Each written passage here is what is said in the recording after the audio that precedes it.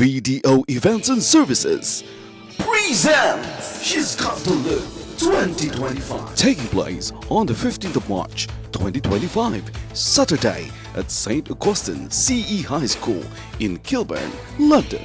Isang patimpalak para magkaroon ng pagkakataon ang mga kababaihang may edad na 55 pataas para ipakita ang kanilang taglay na kagandahan at angking galing at talino.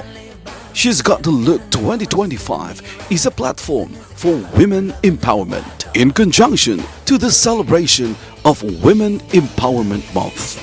Kaya abangan ang pagpapakilala ng mga opisyal na kalahok ng She's Got the Look 2025. Sino kaya ang tatanghaling She's Got the Look 2025? Kaya sa tagsibol, sino kaya ang sisibol? Abangan!